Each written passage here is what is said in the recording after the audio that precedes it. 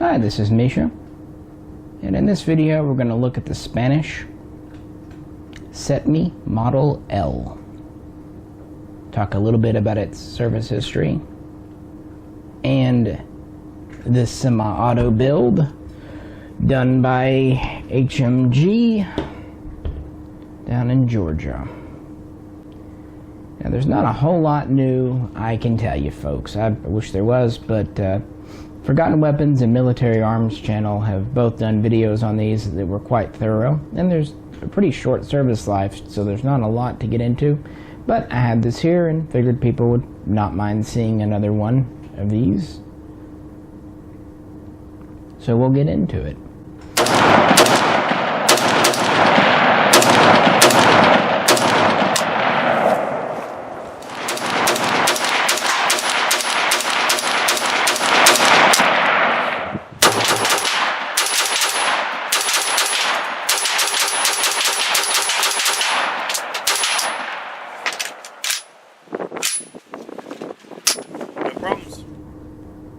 Now also on the table we have my Spanish Mars imported CETME Sport, which is a semi-auto version of the Model C. This is a roller delayed blowback in 7.62 NATO, often called 308, and this was the immediate inspiration forerunner of the G3. The roller lock system was not developed by HK. It was actually developed in Spain at the CETME Research Center. Now true, Germans were involved in its creation, expatriates after World War II, but officially this is a Spanish design. They would introduce the Model B in 1958 and the Model C, which this one is here, in 1964. But those are in 308. The US really changed the game when it began to field in large numbers the M16, first the XM16E1 in 1965, and then soon the improved M16A1 in 1967, and more importantly its small diameter, high velocity 223, later 5.56 by 45 NATO cartridge. So throughout the 70s you see other manufacturers really trying to do the catch-up game. FN with their CAL, the FN Cal, later the FNC, HK did the HK33, and later the HK33E and several other variants thereof. They would even do a version that was at one time thought to replace the G3 in Germany as the HKG 41, which is interesting and comparable to this gun we'll get to in a while. You saw Beretta getting into the game with the AR-70 and then later the AR-70-90. Switzerland did as well with the SG-540 and later SG-550 series. As you can see, it's just spreading throughout Europe. There would even be some bullpups, of course, in the Steyr AUG, the STG 77, 1977, and of course the French FAMAS adopted a very short time later. Seeing this trend, Spain became interested around 1981. They wanted to maybe replace some of their older 7.62 CETMEs with a newer design. Now rather than just doing a licensed copy, they kind of dusted off a design that was made a little bit earlier. I don't know how far they got or how much was done in the 70s, but it seems like the CETME Model L, at least some work began on scaling the CETME down for this 223 556 cartridge back in the 70s. And I'll mention why I think so in a bit, because there are some telltale signs that this was really designed before some of the newer guns. So they would take an older design, a little bit, at least some ideas from it, dust it off, refine them, and they would have some working prototypes by 1982, and they would be put through trials, tests, and officially adopted in 1984 for use as standard issue in the Spanish Army. Now, while these were designed at CETME, they would start to go into production at the Santa Bárbara factory, today Santa Bárbara Systems, and the production line would be set up and running by 1986, with the first guns delivered to the military in 1987. Now, initially, the Spanish government, the Spanish military, would order 60,000, and later this order would be increased to around 100,000. And they would produce these during one large run from 86 until about 91, at least for the main production. So just 5 years, we're going to do about now 20,000 rifles a year on average. Now, this is an interesting gun. There are no official Spanish imports, and until a few years ago, these parts kits were very uncommon in the USA. And then a large batch were demilled and put on the market, mostly sold through places like Apex Gun Parts. But even then, there was not really anyone to build them, because this uses a very unique receiver. But eventually, HMG, Hill and Mack Gun, did a small run of about 100 of Semi-Auto Ls. And this isn't actually from that run, but they did do some developing the receiver, so on and so forth. I don't want to get into the whole STG-44 thing here because we don't have all day. But these actually did hit market and seem to be very well built and very faithful to the originals. Very faithful. And the nice thing is most of the parts are off a military gun. This is a roller delayed blowback system, just like the original CETME Model C. As I said, it fires the 5.56 NATO cartridge, and it feeds from almost STANAG M16 AR-15 magazines. However, these are a little different, and by the way, these always fit in these mag wells a little tight. The mag is interesting because it's a steel body,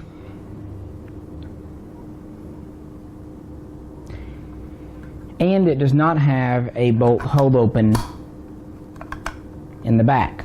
The gun does not have an automatic last round holdback. Also, the floor plate is a different design. It's just kind of spring loaded and held in with tension. When the mag's full, it stays better. And like the CETME Model C, Model B, Model C, 308, 7.62 mags, this has more of a curve. It's almost, much like with the C, having mostly the same style mag as the G3. This is mostly STANAG compatible. This is why I think the design really dates back to the 70s. You could tell they were looking at such mags, but the standardization that happened in the 80s in Europe did not reach this rifle. This is why its mags are just a smidge different. They're also very similar, almost identical to the mags from FN's FNC, which started to appear 1976 through 1978 and would be refined through the 80s. So I think these are more a copy of FNC mags than actual M16. And like I said, they do fit the mag well a bit tight. Just kind of got to slam them in. And this seems to be, I mean, yeah, it's only the HMG Semi-receiver, but even the originals, you almost have to kind of just slap them in. Good news is, at least they do fit tight. No bolt holdback, as you see. This goes forward.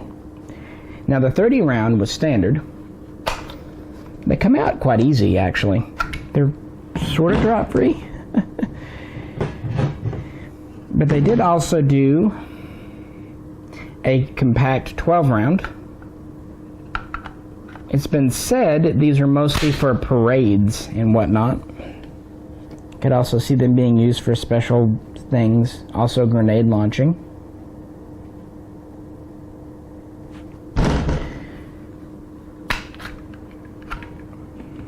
And they will take standard mags quite well, at least the metal GI style. This is a 30-round Colt. Because this is made of alloy and has thinner walls, it fits a little easier because the CETME mags are just a smidge thicker.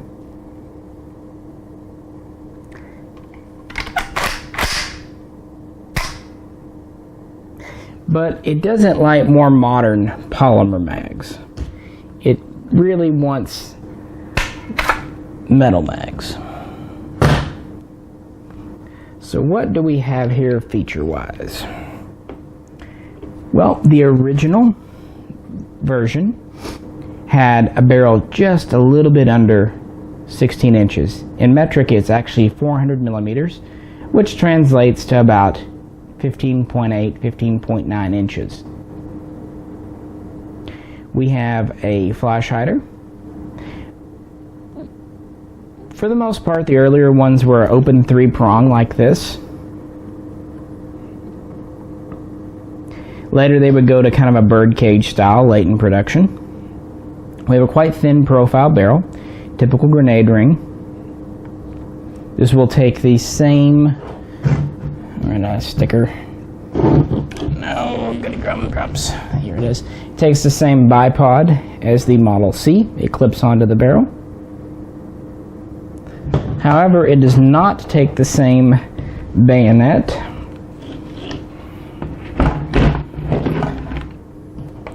This is a Model L bayonet. Notice the perfectly cylindrical grip with the grooves. I kept the Model C bayonet out. This is the later style Type 2. The wood grip, so it's got more of a curve. And these are not interchangeable. I found that a little funny because the mounts are almost the same. The lug is here on the barrel up top, and on the L the bayonet lug is placed in a very similar location, but it's a little bit larger. So I have to wonder if they thought they were making a stronger bayonet. I'm not sure. It's interesting considering a lot of the other peripherals will interchange between the two. For example, sling and the bipod. There we go. Cool bayonet, I think. Very, very long, very narrow, kind of a stiletto. Fits quite tight. Easy to release there with the button on that side. Anyway, as I was saying, we have a barrel just under 16 inches. Overall length is just under 36.5 inches, so just a bit over 3 foot with the fixed stock. Weight is about 7.5 pounds, so not light, but not excessively heavy. Lighter than, say, the FNC. And a lot of that has to do with the fact we don't have a gas system. We just have the roller delayed system.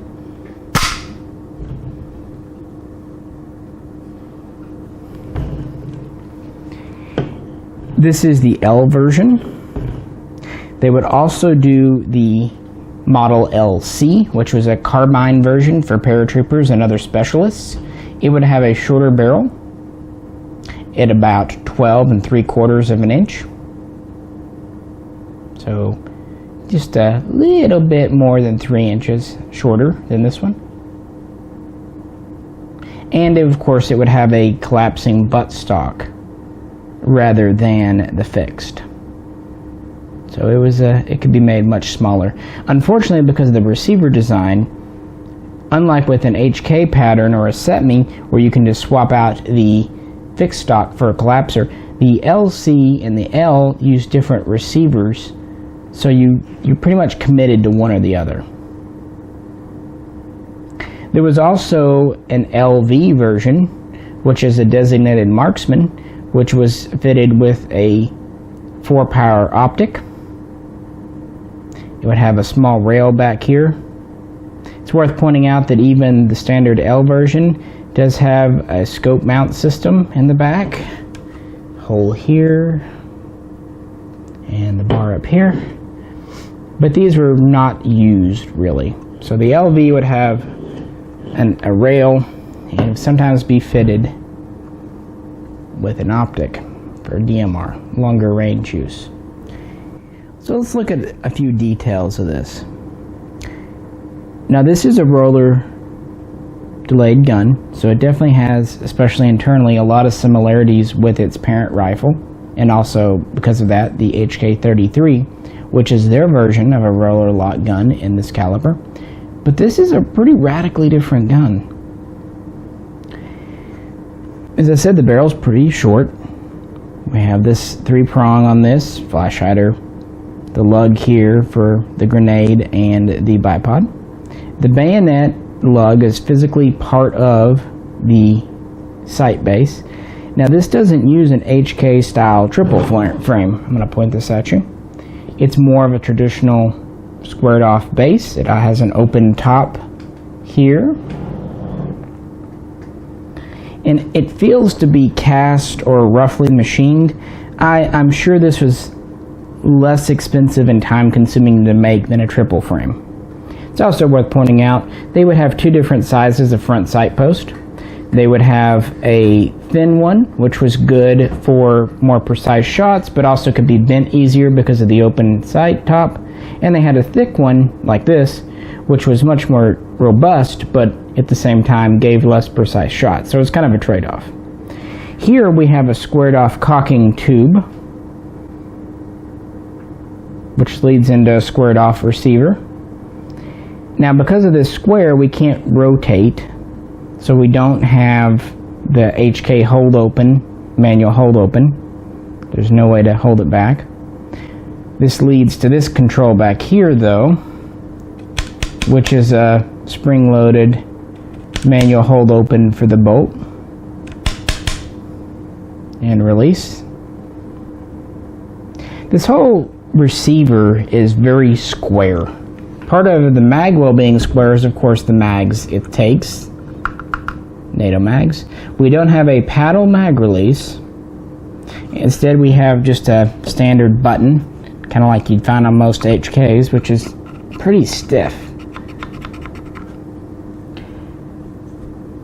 Squared back here. The rear sight is a 2-position flip. Whoop. Whoop. For 200 and 400 meters. Some versions produced earlier on would have a 4-position style from 100 to 400 meters, or 450, sorry, I can't remember right now. They're peeps, but different range. This is adjustable for windage here. And you can adjust for elevation at the front sight by screwing the post up and down. So they are adjustable sights, very military style. We have a pretty standard selector. Oh, my sling got caught, guys. Here, of course, this is safe. This is semi. Further forward would have been full auto. Trigger is very standard CETME style. Trigger guard is interesting because it's actually just kind of a spring steel piece held in by tension. Comes out pretty easily. Hand guard is kind of a hybrid. In the back we have this polymer section round here. In the front we have a grill or heat shield. Sling swivel is interesting. It rotates. It's the same stud styles on the Model C, but now it rotates. I think that's mostly to get it out of the way if you want to pull your handguard off, because the handguard actually pulls forward. Come off. Here's your cocking handle. Works pretty standard. Our pistol grip is actually pretty curvy, pretty ergonomic. Kind of reminds me of a Yugo AK pistol grip. Kind of swept back. It's hollow. Just attached with a screw. Simple and effective, I'd say. And our buttstock is unique. Instead of having a metal end cap, this is all polymer that overlaps the receiver here. Again, kind of like the HK-33. It's very squared off. Square seems to be the name of the game with this. And we have a rubber recoil pad quite similar to the Model C, serrated here, which is nice.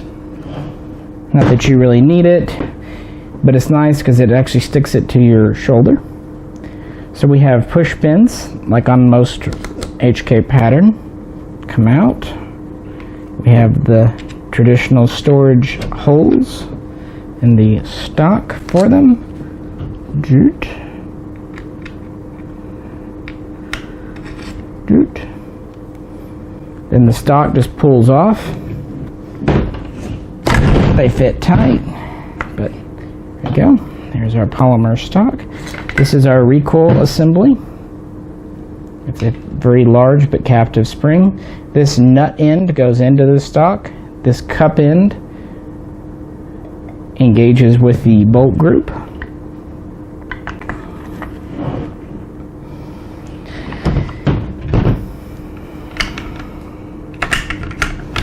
Oops. Really difficult to do when you don't have the stock on. There we go. And it's greasy. This is our bolt group. What I find interesting, you notice there's not a lot of front section here. That's because the caulking support is longer on the Model L than a lot of the HK pattern. And while this is obviously still a very massive bolt group, for a roller delayed only, it's actually pretty light. It's much lighter. Now part of this is because we have a very heavy duty spring and buffer behind it.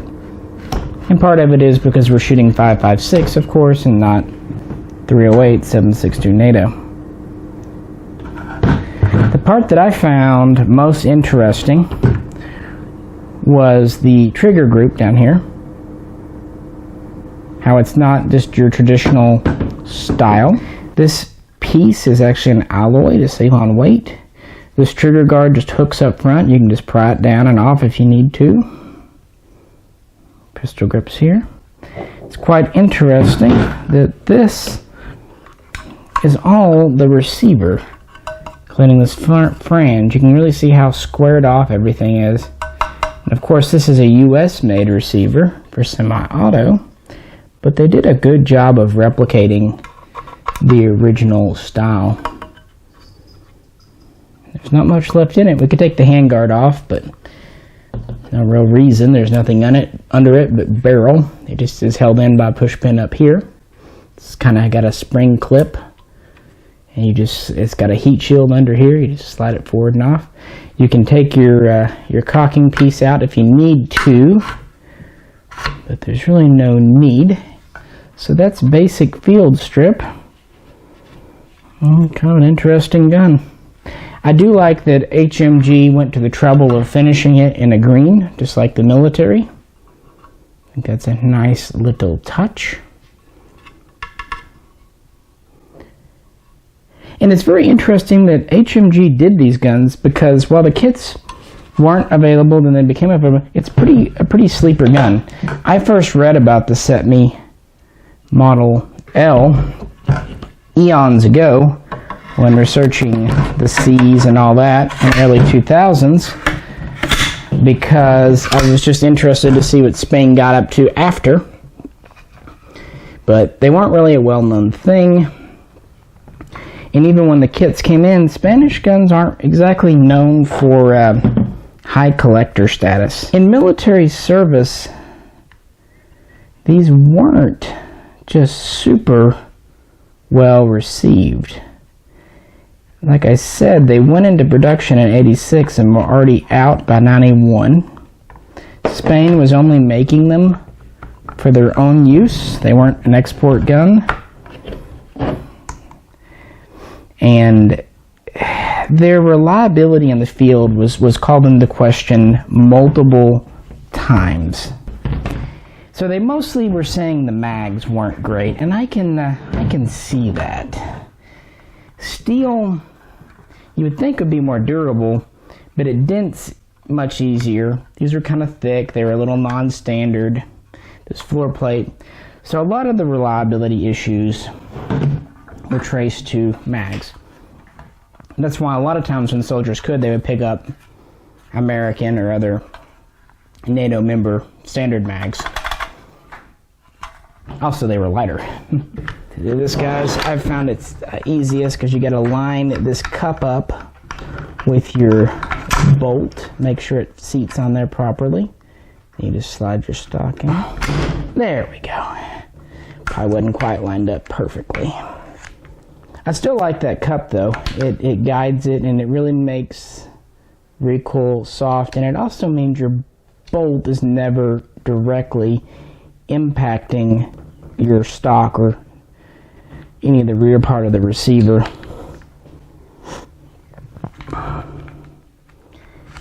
So rather than try to update these in the late 90s, beginning around 98, the Spanish military just said, you know what, we're going to cut our losses. It's an older design. We're going to look at other designs. And they picked the G36 from HK. Now, ironically, as a lot of you know, in more recent years, the G36 itself has come under fire. However, the Spanish G36s seem to be doing all right. To be fair, a lot of them were made under license in Spain, so they may not have done quite as many changes to the polymer as Germany did in the 21st century. Either way, the G36E, the export model, started to replace the CETME Model L beginning in 1999 and running through the 2000s. Hence why these kits started to come into America a few years ago, because the guns were surplused out. I guess they realized that no other military really needed or wanted them. If we do want to hold our bolt back, we have this control here. Run it back manually, pressing this large button. Oops, or it does that. Lock it in. Now we're locked. See? Stays pretty secure once you get it lined up just right. You have to kind of let the bolt go forward just a millimeter to lock in. And to release, the opposite side is another button here. We can press it. Goes forward. Or, like I said, lock it in. We could also just run the handle back again. So kind of like on a mag. So they did add a bolt hold open of sorts to the design, but it's kind of unusual. Now, interestingly, even though these came into use in the late 80s and early 90s, and were in frontline use, they didn't completely replace, I can actually rest my hands. They didn't completely replace the older Model C. Still, the Model C in 7.62 NATO was kept in second line reserve service and in use. So this never completely phased into the Spanish military anyway. That's about it. I wish I had more to tell you on this gun's history. Spain never really used them in anger. They were only really ever used mostly in NATO exercises. It wasn't the worst gun ever. It did have some benefits. It isn't especially heavy. It was quite inexpensive to mass produce. Relatively good sights. Quite easy to field strip aside from this hinky trigger group.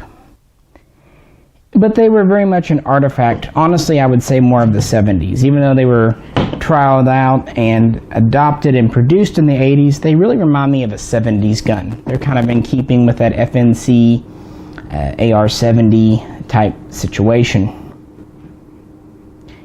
It is interesting because this is one of the last truly domestic rifles to come out of Spain, and as time goes by, more and more people kind of standardize on standard designs.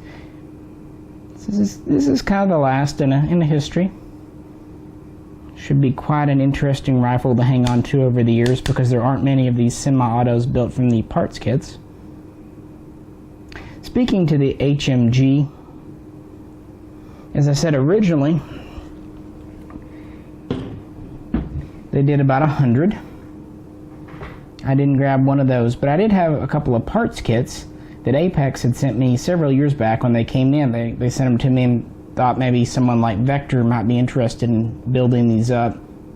Well, I didn't really know of anyone because, again, it requires a lot of jigs, and most of my guys that build for me are just home builders, and yeah. But HMG popped up, and I thought about getting one, but I missed the boat.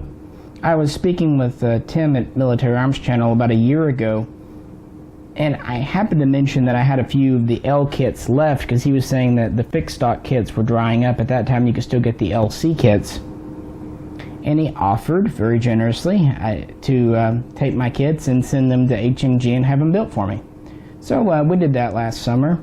Really didn't think about it for a long time, and honestly I just started to kind of think about it a month or so ago. And he said that these showed up from HMG kind of out of the blue. And I had 2 of them built up. One of them is going to Alden over at the Mosin Crate. I'm sure he'll do a video on it if he hasn't already. And I'm keeping this one. So I'm much appreciative to Tim and HMG for building these for me. At least my kits are doing something useful as opposed to just sitting in the floor taking up space. And it's kind of an interesting gun, and it goes with my other Spanish guns. Okay, a couple of Mausers and other things. And I do like it better than, say, the HK33, which would be the semi-auto version, would be like the Century C93 or the Vector 93, because this is at least a true military service gun, even if it was only in service for about a decade and a half at most in any capacity. I do think some of the mechanical features and aesthetic features, the squareness of the whole thing is quite interesting. I really do. And it feels good. It probably doesn't look like it feels great, but it's actually kind of neat. I have read that the HMG receivers are actually better made than the Spanish ones. It's been said that the Spanish military held Santa Barbara to a certain contract price point per rifle, and so they made some manufacturing shortcuts to meet that point. But the Model L's produced for, say, the Civil Guard, which weren't beholden to that price point, were made to a higher standard. Looking at Ian's video at Forgotten Weapons on his full auto, this one's not as, this one seems better, honestly. It has a better trigger. The magazine, while the release is a little stiff, isn't bad. The bolt travel is actually very smooth and even, and if you needed to do like a forward assist thing and use the hole here, this is not, you don't have to force it forward. It moves quite nicely, quite smoothly. I don't have a bullet with me, but pushes it forward quite nice. Like I said, the trigger, it's got a heavy but smooth take up. Just a little bit there. For a roller gun, it's actually a nice trigger. The safety's fine. This one's pretty light. The detents aren't super positive, but they're positive enough. I do like the bipod, as I said in the Model C video. I like how it kind of rotates around because of the 2 style section. And the light barrel makes this thing not terribly heavy. Interesting gun. I'm sure we'll do more with it as the year goes by. If anyone else out there owns one of the HMG guns, we'd love to hear your experiences with yours. And if you just are a fan of Spanish history or from Spain yourself and watching this video, we appreciate that. Well, if you like, please click like, and also if you'd like to help support the channel, please click the link to our Patreon page. This is Misha, and we'll catch you next time.